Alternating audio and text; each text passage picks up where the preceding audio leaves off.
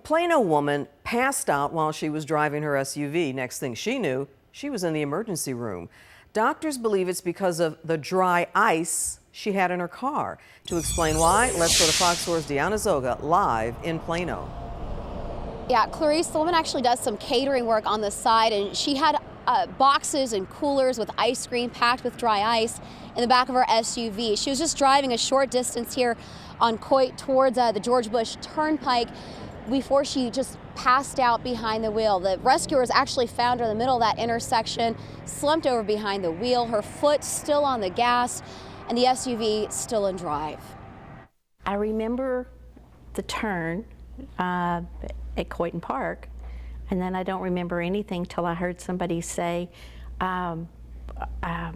she's back.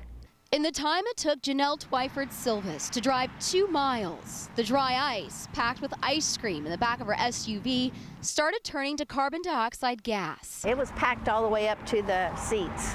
And that was robbing her of oxygen.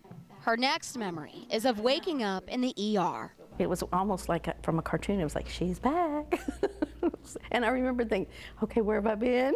Doctors, unaware of the dry ice, were running tests, ruling out low blood sugar, heart attack, and stroke. They finally got hold of my husband. He's the one who mentioned, did you check for the dry ice? And it kind of was like, oh, and that makes some sense. So we usually think of carbon monoxide poisoning. This is a little different. It's carbon dioxide poisoning, and it's a byproduct of dry ice. So it took everybody a little bit by surprise. The dry ice used to keep the ice cream cold is also popular around Halloween to create a fog or smoke effect.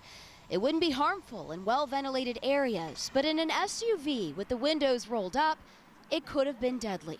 If there's one take-home point from this, dry ice has got to be ventilated. You don't want to be in an enclosed space with it. After oxygen treatments and 3 days in the hospital, Twyford-Silvis is on the mend. But I did kind of hesitate when I reached for the car handle. And back on the road. Getting back in my car was frightening after all of that.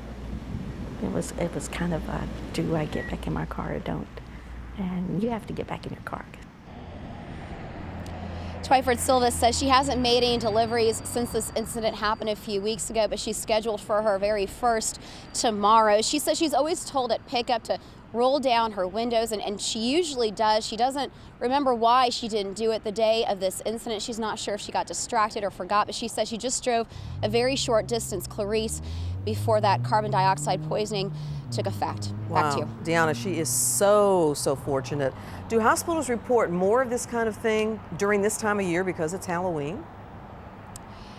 Yeah, I kind of wondered about that. Most people with who maybe go out and buy dry ice might know to not handle it with their bare hands, to wear gloves because it can cause burns. But as far as the carbon dioxide poisoning, the doctors we talked to at the medical center here in Plano said they don't really see that very often. In fact, they said that this was indeed a very, very rare case.